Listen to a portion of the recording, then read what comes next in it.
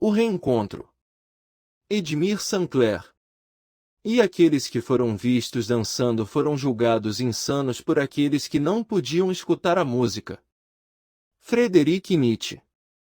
Sexta-feira, saída do metrô, estação Jardim Oceânico, 7 horas da noite, chove. Ele se maldiz pela escolha de ter deixado o carro estacionado e ter pegado o metrô para ir ao centro. Sua reunião não durou nem 1 hora e o custo do estacionamento não compensou a trabalheira das baldeações. Para completar, esqueceu o guarda-chuva no vagão do trem. Estava guardando não sabe o que, para iniciar a corrida de uns 200 metros até o local onde seu carro está estacionado, quando um senhor grisalho, de uns 70 anos, segura seu braço embaraçosamente e lhe fala com uma dicção perfeita e expressando-se de forma absolutamente clara e pausada. Daqui a exatamente 2 semanas, numa mesma sexta-feira, viaje de carro para Nova Friburgo e vá até Muri, ao local da entrada da estrada de terra que leva até o lugar onde você foi mais feliz na sua vida. Você sabe onde fica. Não falte, não haverá outra chance. Esteja lá no horário que você sabe qual será. O senhor acabou de falar e desceu para a estação do metrô, passando pela roleta e desaparecendo entre a multidão no horário de maior movimento. Flávio demorou alguns segundos tentando entender o que fora aquilo. Olhou para fora e percebeu que a chuva dera uma arrefecida e resolveu correr para seu carro. Entrou, ajeitou-se e só então começou a perceber o quanto aquele estranho evento o tinha afetado. Sentiu-se muito estranho. Não havia dúvidas sobre nada do que ocorreu naquele encontro surreal. Para organizar os pensamentos, refaz passo a passo os momentos, desde que desceu do vagão do trem e chegou à marquise na saída da estação. Lembrou-se que aquele senhor não estava dentro da estação quando o abordou, estava vindo de fora no sentido de quem vai entrar no local. Fato número 2. Ele jamais havia visto aquele homem na vida. O homem também não falou o nome dele. Teria aquele senhor o confundido com alguém? O problema é o que aquele estranho falou. O trajeto até em casa foi feito pela solitária e deserta praia da Reserva Biológica, entre a Barra da Tijuca e o Recreio dos Bandeirantes. Quanto mais pensava no que aquele velho havia falado, mais fazia sentido. Pensou que aquele evento, um tanto sombrio, logo sairia de sua cabeça e o assunto estaria encerrado. Nos dias seguintes, aquele encontro não saiu de seus pensamentos e a cada dia ele ia se lembrando de mais um evento específico que remontava aqueles lugares em volta de Friburgo. Até que se lembrou que o velho havia falado especificamente a palavra Muri. Gelou. Por que não havia feito logo a ligação? A palavra Muri dava significado a tudo que aquele senhor havia falado. É impressionante até onde uma memória emocional profunda é capaz de nos remeter. Negou-se o quanto conseguiu a fechar aqueles elos que se encaixavam perfeitamente. Mas não havia a menor chance de alguém, além dele próprio, saber sobre aquele passado. Não que fosse segredo, era apenas algo muito pessoal e íntimo perdido no tempo e que ele nunca revelara a ninguém. Aos 60 anos, não se tem dúvidas de quando se foi feliz. Ele não tinha, haviam sido muitas as ocasiões, temporadas longas, outras mais curtas, mas a felicidade sempre dava o ar e o enchia com suas graças. Mas, há algum tempo havia perdido a paixão pela paixão. Preferiu o amor pelo amor e, nessa mudança, optara por não aceitar prêmios de consolação e, também, não se prestar a sê-lo. Por isso, sentia-se muito bem vivendo sozinho. Os dias seguintes foram de lembranças, todas cada vez mais convergentes e direcionadas pelo que o estranho velho anunciou. Laura já não voltava mais, diariamente, aos seus pensamentos, porque não mais saiu a partir do momento em que ele aventou a possibilidade de cumprir a estranha missão.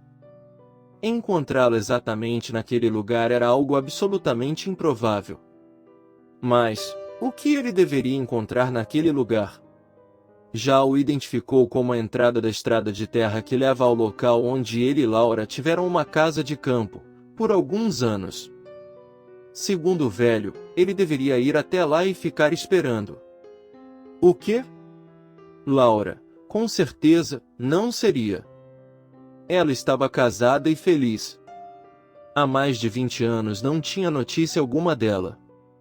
E o que adiantaria encontrá-la, no meio da noite, naquele local ermo e deserto? Que coisa mais louca, sem sentido e absurda. Ele se sentia mal toda vez que chegava nessa parte daquele pensamento cada vez mais obsessivo e ridículo. Na idade dele, muitos homens já começam a apresentar algum grau de debilidade senil. Quem era aquele velho maluco que o deixou tão perturbado? Em verdade, se deu conta que o encontro no metrô ocorreu entre dois velhos, ou seja, a probabilidade de um dos dois estar gaga aumentava muito. A verdade é que não precisaria de nada daquilo para aumentar a confusão mental em que viveu nos últimos anos. As consequências da pandemia da Covid-19 só não foram mais graves e profundas porque ele ainda estava vivo. Mas, não tinha certeza se isso havia sido um bem ou um mal. A vida não o atraía o suficiente para esperar ou desejar qualquer coisa dela. Entendia perfeitamente como Nietzsche deve ter se sentido após anos mergulhando nas profundezas da alma humana. Entretanto, discordava do filósofo alemão, o nada era plenamente suportável após o que ele já havia experimentado. Na verdade, havia minutos tão insuportáveis que, o simples fato de não haver dor física ou mental, já lhe gerava prazer. Não é agradável se dar conta de que o nada é o melhor estado em que podemos nos encontrar. E, o seu nada significava, também, sem ninguém. Impressiona como um ser humano é capaz de ir reduzindo suas necessidades de sobrevivência a ponto de precisar de muito pouco e de ninguém mais. Mas, esse esvaziamento externo cria um correspondente vazio interno. As coisas vão perdendo valor, a importância e o sentido. Pouco a pouco nada, nem ninguém, faz falta. As profundezas humanas são traiçoeiras e solitárias. Quem as frequenta com assiduidade perde o contato com um mundo que vive na superfície. Não tinha mais dúvida alguma de que iria subir a serra até o local onde aquele senhor lhe disse que deveria estar. Finalmente, a noite tão esperada chegou. Flávio saiu do elevador direto na garagem, escura e úmida como sempre. Cheiro de garagem, não é ruim, mas também não é bom. É cheiro de garagem. Pareou o smartphone com o sistema de som de seu carro e clicou na playlist especial que havia preparado para essa viagem, com as mesmas músicas que ouvia quando ele e Laura subiam a serra. Começava sua grande viagem, com a mesma trilha sonora de 20 anos atrás. Nova Friburgo tem um grande valor sentimental para ele. Além das melhores lembranças, sempre teve uma simpatia gratuita por aquela cidade e suas redondezas. Muri, Lumiar e São Pedro da Serra são cidadezinhas lindas, pacatas e românticas. O céu de inverno e das frias manhãs de sol esbranquiçado é de um azul forte, definitivo. A ele, fala a alma. Tinha consciência de que se alguém soubesse o verdadeiro motivo da viagem naquele dia e naquela hora, duvidariam de sua sanidade. Ele próprio vinha duvidando seriamente desde que encontrou aquele senhor na saída da estação do metrô, há 2 semanas. Às vezes, se perguntava se aquele encontro teria realmente acontecido. Quando entrou na ponte Rio-Niterói, o fluxo dos carros já não sofria reflexo algum do trânsito das sextas-feiras e corre livre como nas viagens com Laura. O banco do carona é dela. Naquele momento ele percebe que nunca deixou de ser. Não consegue descrever o que está sentindo. Tantos anos passados e a sensação do carro correndo na ponte é improvavelmente agradável. Como pôde viver os últimos anos se arrastando na vida? Como é bom sentir alguma coisa, como é bom lembrar de Laura. Quase consegue conferir, de novo, algum sentido à palavra felicidade. Naquele momento pôde, ao menos, imaginar. Como é gostoso subir a serra à noite, com esse céu completamente iluminado pela lua cheia. É mágico. Para ele não importava mais o que haveria no fim daquela viagem, o trajeto em si já lhe tirara todo o torpor mórbido que acompanhava seus dias. Mas, alguma coisa muito estranha ocorreu e ainda estava acontecendo até aquela noite. Sente que a cada curva suas energias e pensamentos se excitam progressivamente e de uma maneira inexplicável. Ele sente a adrenalina circulando por todo o corpo. Teve medo para onde aquela estrada o estaria levando. Para onde sua loucura o levaria naquela noite? A depressão, a infelicidade profunda e a desesperança poderiam ter fabricado aquele velho na estação do metrô? Poderiam. Afinal, o que ele lhe disse não faria sentido para mais ninguém a não ser a ele mesmo. O que aumentava a chance de ser produto de sua própria mente. Ele era teimoso e já que chegou até ali, iria até o fim. E, se fosse loucura, pelo menos não haveria ninguém para testemunhar seu surto. Quando ultrapassou o posto da polícia rodoviária, no alto da serra, ele estava quase todo encoberto pela forte neblina sempre presente naquele horário. Às 2 horas da manhã o local está completamente deserto. Pouco depois de uma grande curva à esquerda ele vislumbra a entrada de terra no mesmo sentido, pouco antes da entrada para Lumiar. É ali. Ele para no largo onde a estrada de terra que leva até a Casa Azul começa. Desliga o carro e sente seu coração acelerar ainda mais.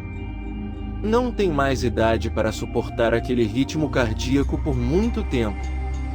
Salta do carro buscando um pouco mais de ar, as pernas estão formigando depois da viagem. O local está completamente deserto, como era de se esperar, ali não há nada. Volta para o carro e deita o banco, tentando compassar a respiração e controlar aquelas descargas de adrenalina. O suor é tão intenso que encharca sua camisa, suas extremidades estão frias e azuladas. Uma dor aguda percorre todo o seu braço esquerdo, a dor no ombro esquerdo aumenta e paralisa seu braço. Faz um esforço e consegue alcançar os 2 comprimidos que restam na cartela. Toma-os e deita no banco reclinado. Após um pico de dor aguda no ombro, que reflete intensamente no peito, sente um relaxamento profundo e apaga. De repente, acorda assustado, ainda no mesmo local, e vê um vulto saindo da pequena estrada caminhando em sua direção. É Laura, sorrindo, de braços abertos para recebê-lo.